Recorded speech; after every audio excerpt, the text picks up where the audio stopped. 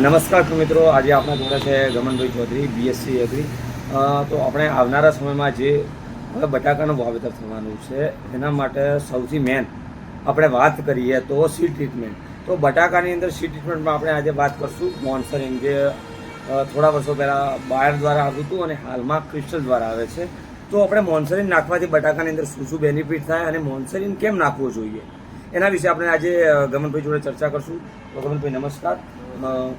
આપણે જે આ મોન્સેરિન છે બટાકાની અંદર વાપરવું જોઈએ અને કેમ વાપરવું જોઈએ અને કેટલું વાપરવું જોઈએ, તો એના વિશે તમે અમારા ખેડૂત મિત્રો સુધી બે શબ્દ પહોંચાડો.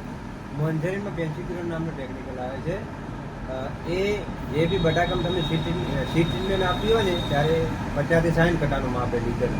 કદાચ કોઈને ઓરવણમાં એટલે કે આપણે જે પિયત આપીએ વાવેતર કર્યા પહેલા ઓરવણમાં ઉડાડવું હોય તો 2 લીટર તમે ઉડાડી શકો છો, જેના લીધે બટાકું લાઇટવાળું અને ડાળકાટવાળું નીકળશે. ખાતર દોણી માટે 2 લીટર છે. અચ્છા, તો આને આપવાની 2 રીતો છે. એક તો તમે બટાકા ઉપર છંટકાવ કરી અને પછી બટાકું કટિંગ કરીને વાવેતર કરી શકો છો, અને કદાચ આપણે બટાકા ઉપર છંટકાવ નથી કરવો અને તો પણ આપણે જો જમીનની અંદર ઓરવણ વખતે બટાકાના વાવેતર પહેલાં જે આપણે પાણી આપતા હોઈએ છીએ એની અંદર 1 લીટર 2 વીઘાની અંદર ફુવારામાં આપી અને રિઝલ્ટ મેળવી શકીએ છીએ. બટાકાના એમાં બી સારું રિઝલ્ટ મળે છે. કોન્ટેક્ટ ફંગીસાઇડ છે, એમાં રાઇઝોબેક્ટેરિયા સોલાની નામની જે ફંગસ આવે છે એ એની કોન્ટેક્ટમાં આવશે તો બધું કંટ્રોલ થઈ જશે અને બટાકાને નુકસાન થશે.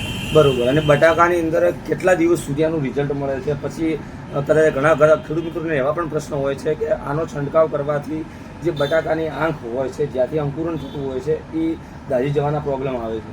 એ તો કોઈ બી દવા હોય, ક્રિસ્ટલની મોન્સેરિન છે, એમિસ્ટોપ્રાઇમ છે, કોઈ બી દવા હોય તમે છંટકાવ કરીને 18 કલાક કરતાં વધારે પડ્યું રાખશો તો કોઈ બીમાં પ્રોબ્લેમ આંખ દાઝવાના આવવાના જ છે.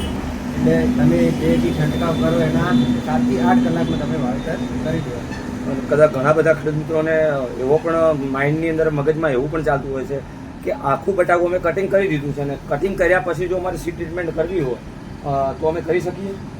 આખા બટાકા ઉપર જ કરવી જરૂરી છે. અમારા ખેડૂત મિત્રો સુધી અમારી માહિતી પહોંચે અને ખેડૂત આધુનિક થાય અને ખેતીની અંદર ઉત્પાદનની અંદર વધારો કરે એવી અમારો ઉદ્દેશ છે. જય જવાન, જય કિસાન.